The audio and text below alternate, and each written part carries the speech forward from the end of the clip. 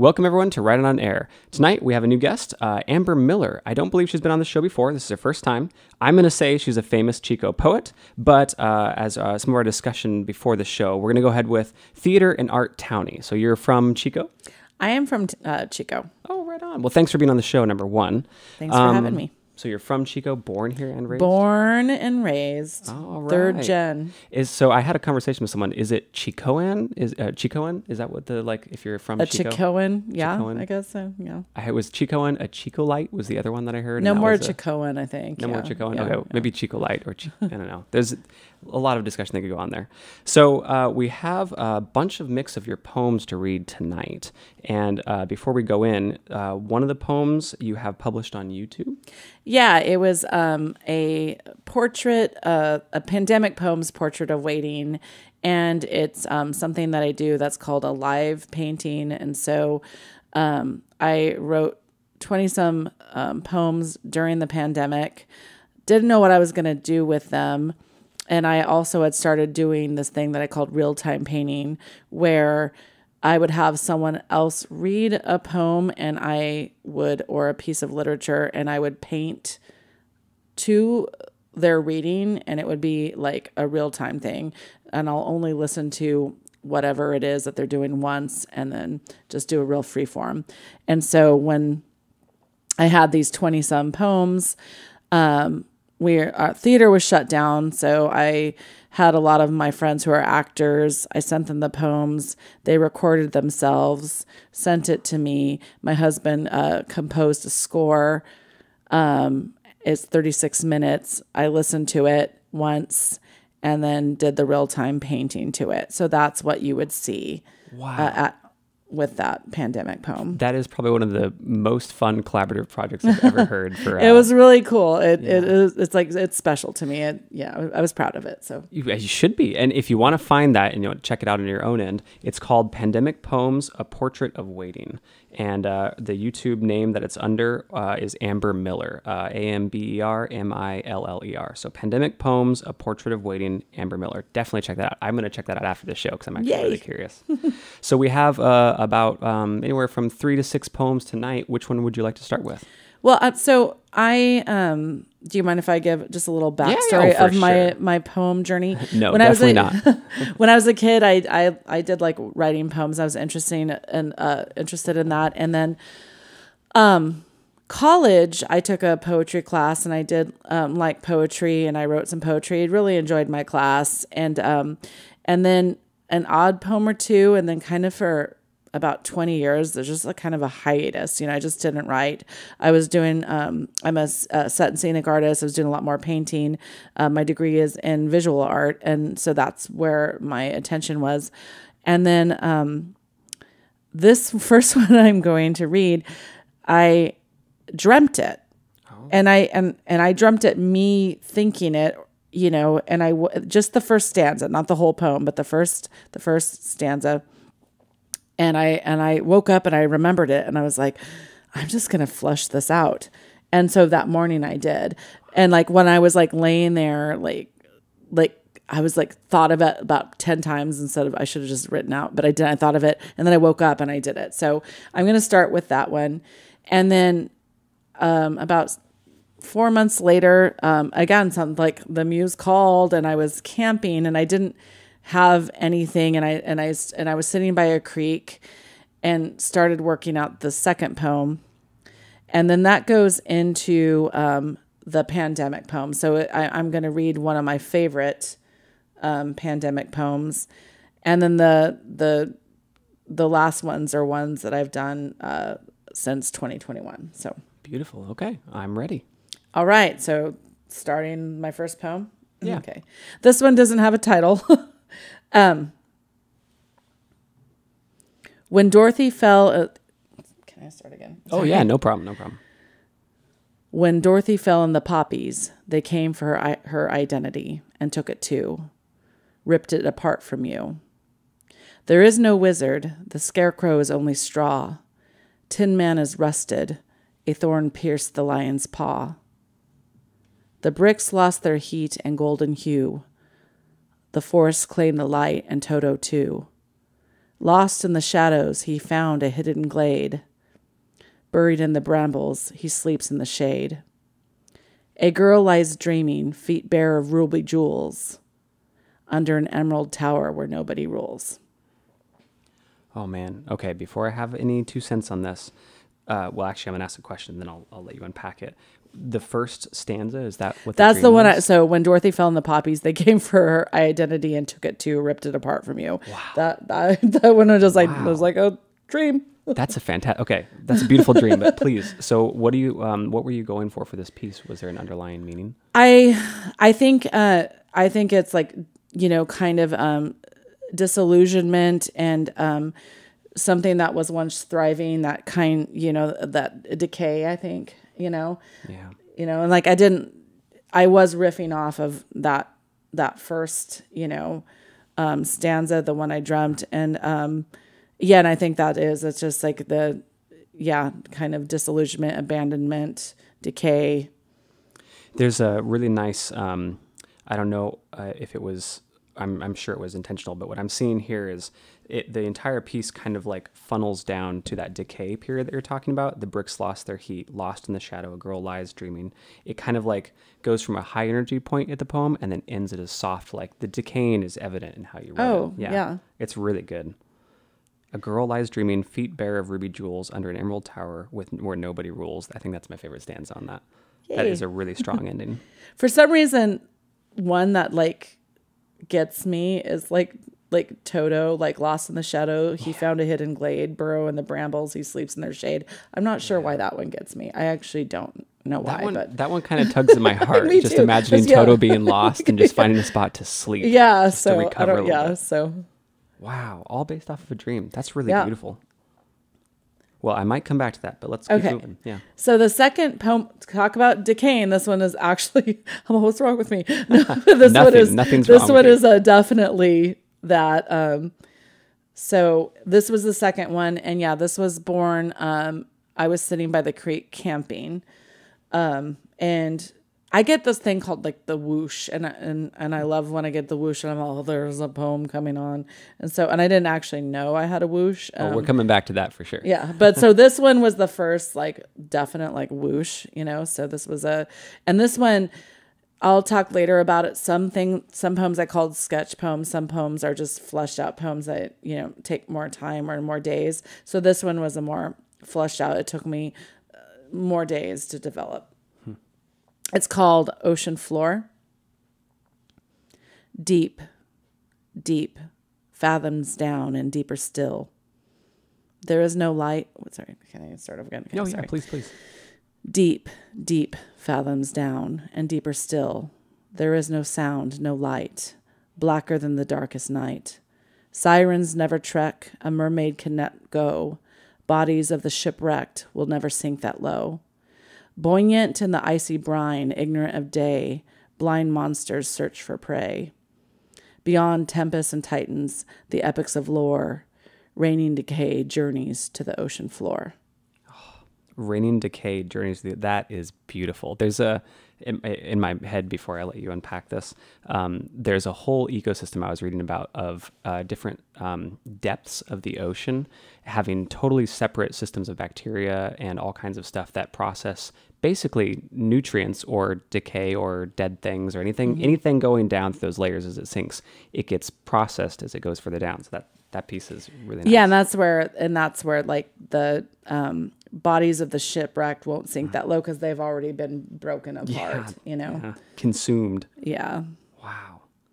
So did this one come from a dream too? No, Or this one was me sitting at the right. creek, and I can't remember which stanza it was that I started with. I think it might have been the stanza, buoyant in the icy brine, ignorant of day, blind monsters search for prey. And it might have also been the sirens. Sirens never trek, a mermaid cannot go, bodies of the shipwreck will never sink that low. I think it was somewhere in there that was popping in my head, camping. And then like I said, this one I did was more working it. This one came from a whoosh, not from a dream. And then I worked it out. So Man, I'm all for pieces that are talking about nature winning typically. Not all the time, but I think that there's some strength to be said that, we should have respect for it. And this is one of those, like, it's not that nature is like overpowering, it's that nature is just sitting and letting things fall through it. And this is I don't know, this is one of my favorite pieces. I think also with this one, there's something that fascinates me about things like I think we feel like we do know so much, but there is, the deep sea is such a mystery that's, it's a huge part of the world, and there is such a mystery to it, and something that is maybe at some point will be more knowable. But we've always been very, attracted to that and to the sea and what it is. And the more you get into it, the deeper you find that it is, and so it has so much lore. And there is something about lore that I'm attracted to. So this, I realized after this, there is something with lore that I like. And so there's lore in there. And then there is that there's things that exist that we really don't know about, Zero clue. And there's, every year I read new articles on things we've found in Mariana's Trench and all kinds of stuff. I love that ending piece, now that you've kind of explained that a little bit more. Beyond tempests and titans, the epics of lore, raining decay, journeys to the ocean floor. It's beyond our own lore. We don't have any idea. That's a beautiful, beautiful statement at the end there. Ah, thank you. Please continue. I don't want to step on the next one. So July is the poem that's in the pandemic poems, and this one is read by my friend Eula, and she does a beautiful job reading it. Should I just start it? So this is my first sketch poem. So this is my first sketch poem. And would you rather have me talk now or later about what a sketch poem is to me? Let's do this. Yeah, unpack a bit what a sketch poem is, because I think people might not be aware of that. So a sketch poem is one that I get the whoosh and it's about, it's in a one sitting. That one sitting could be 20 minutes. It could be an hour, but it has minimal edits or minimal going in there, but it's within a sitting. Wow. So kind of like as an artist, I would say a sketch is something that I do like a sitting. I sit there and I sketch something.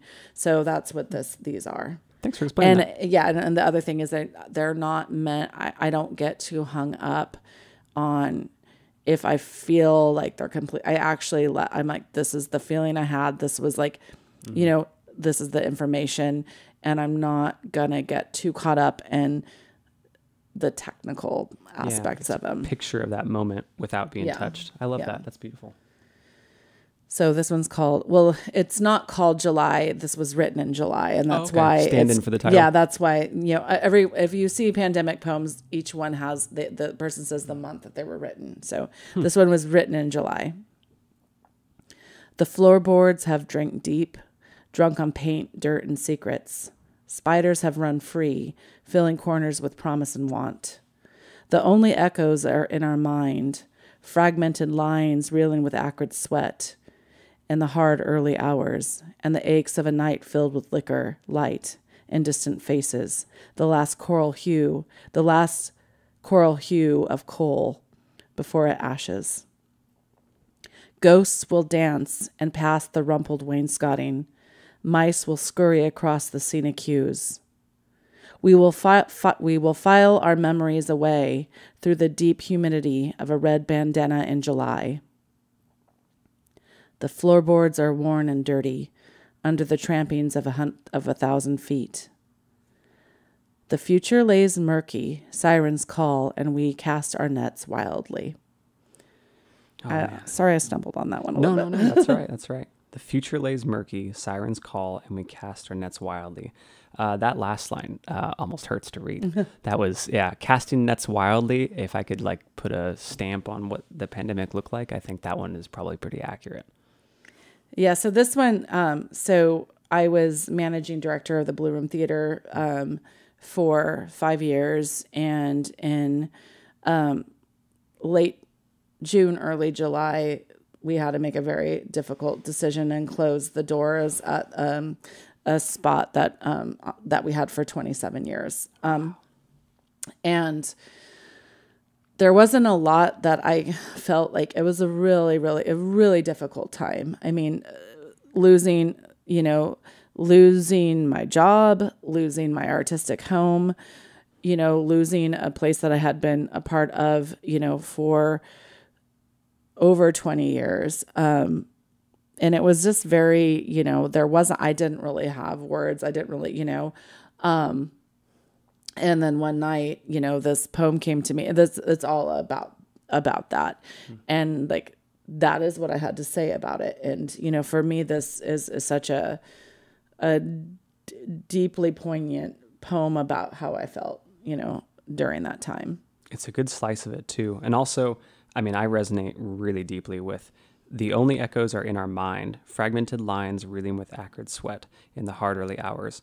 It did feel like there went from a cacophony of noise and people and all this stuff to a just devastating silence when the first waves of it hit and no one knew what to do. And it was more definitely fear evoked because everyone was like, are we all going to die? This is terrible. And so the only echoes are in our mind. That one is well said on that. Really well said on that. Yeah. And this one, again, will reach out. I'll remind people, this is from the Pandemic Poems, the piece on YouTube. Yeah. So search that if you want to hear more of this type of content from July. Pandemic Poems, A Portrait of Waiting by Amber Miller. That's the YouTube artist and who's in the studio tonight. Amber Miller, Pandemic Poems, A Portrait of Waiting. Well done on this piece. Thank you. This one, the next poem is End of Meridian. And this one was, I think, kind of half sketch poem, half not sketch poem. It started as a sketch poem, and then I think I did go, no, this is more of a poem, and I think I might have, taken a little more time with it. End of Meridian.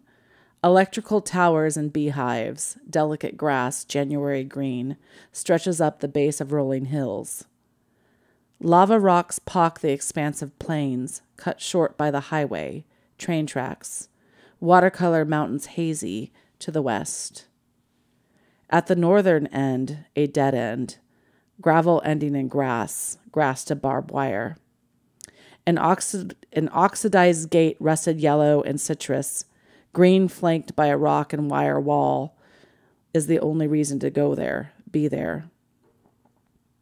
The gate is close to me. I could only speculate what is over the gentle slopes, dotted with oaks. Waving earth that will eventually form mountains and flatten again to the scrubbed land in Nevada. We used to drive down this road, not to reach a gate, but to reach the end, my mom driving us over the one steep dip and then back to the flat expanses. To reach the end, we passed a creek and next to it a grange. The creek an oasis in the dry, packed fields. Native trees thirsty and patient for the limited seasonal water. These trees are different, a fixture, exotic from the other trees in the region, planted by those who live in a space with no natural shade, protection from the wind, privacy. The end, when it's reached, is just a blunt end, stop. The end of Meridian is the end of a road, of access, but does it end? Or do bits of asphalt blend into gravel, gravel to grass, grass through the barbed wire, climbing hills to more solid stone, up over mountain ridges, the scrubs of Nevada, plains, mountain, coast, oceans, coast, watercolor mountains, expansive plain, train tracks, highway, pocked baked fields, back to the blunt end. A line around the globe, a loop in my memory.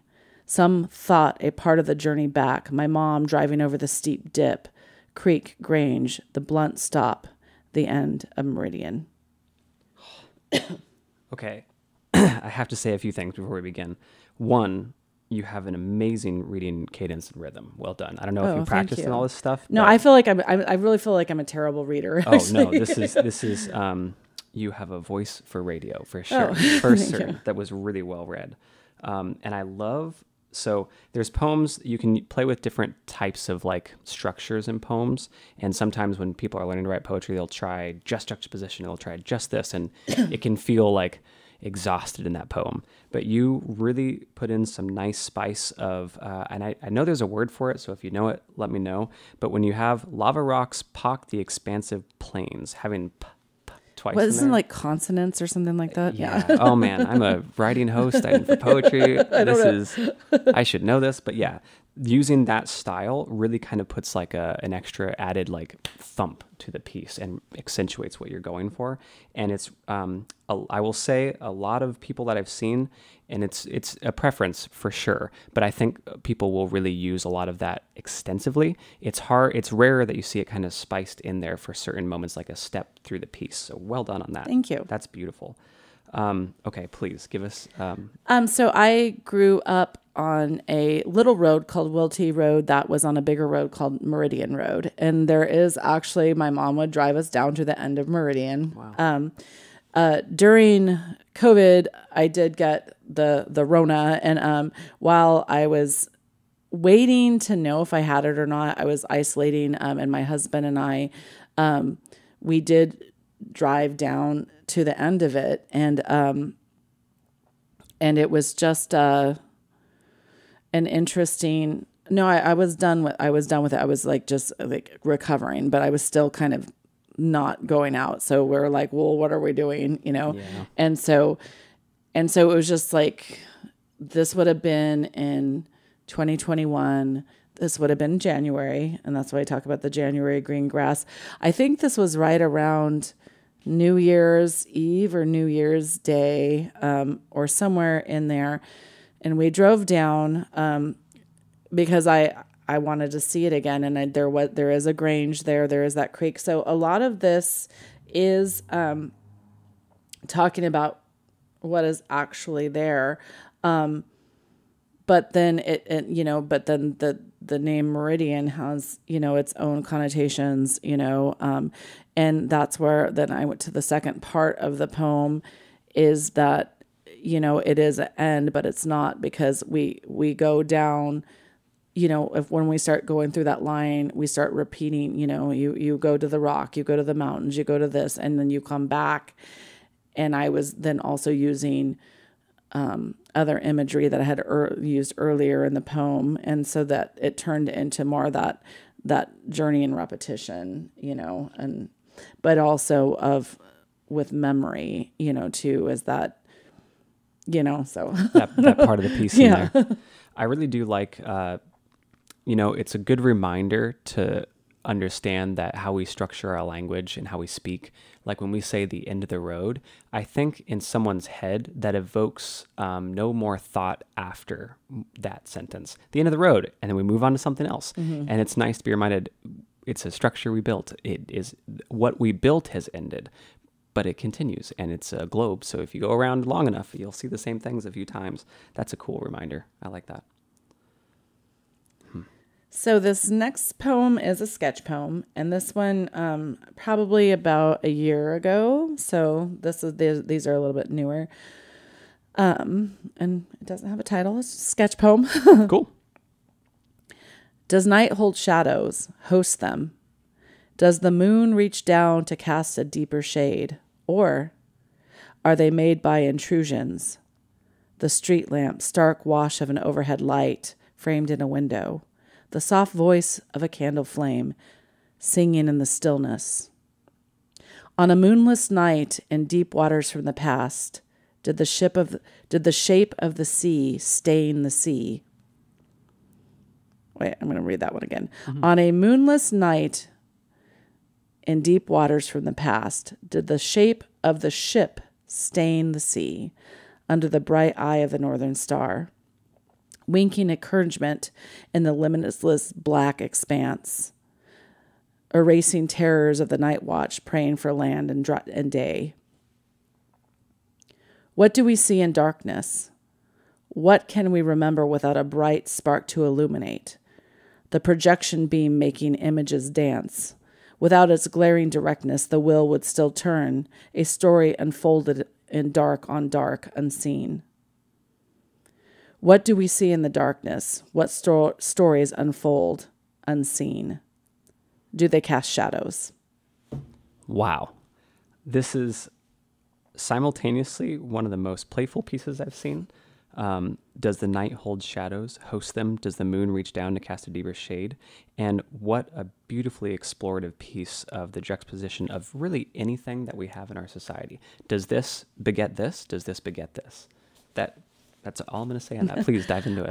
Since this is sketch poem, the thing about sketch poems is there's been times where I've read my sketch poem back and I was like, oh, yeah, like, what was I thinking? I mean, I know what I'm thinking, but like sometimes I just like, I'm all, okay, like, all right, I guess I was thinking that, Yeah. And sometimes I'll read it later and I was like, it kind of trips me out. I think, this one is talks about kind of like unknown, what the things that move in us that we don't understand or even, have control over, I mean, I'm trying to explain it. This one's harder for me to explain. I think it's, is there so much going on, like this kind of recondite history or this kind of, stuff that makes us tick that we're not aware of, that we don't have that light or that insight into, and that's, for us to have that self-reflection, there's that light with, but there is those things. And so I think like using the metaphor, if you were, if there is a story, maybe there is the story's playing out, but without that light projecting it, it's just, a story unfolded in dark on dark unseen, so. I was taking a breath to read that line. But yeah, exactly. So I don't know, like this one is a little harder for, me to articulate. But I understand what you're saying. Well, again, back to that line, a story unfolded in dark on dark unseen. There has to be, or at least we benefit from the juxtaposition of things in our life. And when something happens to us, we don't know how it's changing us necessarily in that moment without really kind of understanding, well, that was a thing. Now, how am I feeling about the thing? Mm-hmm. And so that duality that happens right there, the processing of an experience of a thing that happened is what I think you're kind of touching on in this moment. Yeah. And that's the thing with the sketch poems is I do not, I am just really allowing myself to have a pure expression. I'm not trying to control my process or even the subject matter. And so that's why sometimes there's like, well, like yeah. I could unpack that, but it is just something I do it's like an exercise for me of pure expression and just, trusting what's coming out and sometimes I'm all, dang, that makes a lot of sense. And sometimes I'm all, something's going on in there and some of it makes sense. But I'm that way as a painter. I do a lot of non-objective work and abstract. And I don't feel like I need to always totally control, that aspect of it. I think that sucks some of the fun out of it. Yeah, in my opinion. So we're at the last 2 minutes of the show, actually. Went by in a flash. All right. So we probably won't read another one, but can I ask you 2 questions in the last minute? So first question is, can you explain the whoosh for you? Because I think that, and second question, because I think you can tie them together maybe, what advice would you give to people trying to tap into that for themselves, to channel it in writing or in art? The whoosh is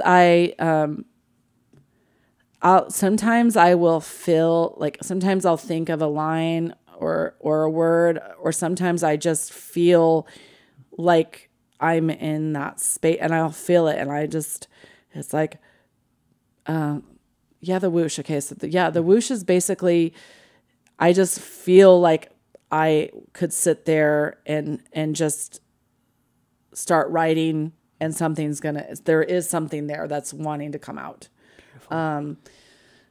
And it's kind of, and it happens to me when I'm painting sometimes too. And it's just this very, it's just a really, I think, a personal feeling, personal and pure as well. And it's nice when you get it, because a lot of times you don't. About 15 more seconds. I'm sorry. Yeah. And so I don't know, the whoosh is as it's like the muse is talking to you. The muse is talking to you. I think that's a good phrase to end it on. The muse is talking to you. Thank you, Amber Miller. If you want to find her stuff, please go to Pandemic Poems, A Portrait of Waiting on YouTube by Amber Miller. Thanks for being on the show. Thank you, Kevin. It's a pleasure. Likewise.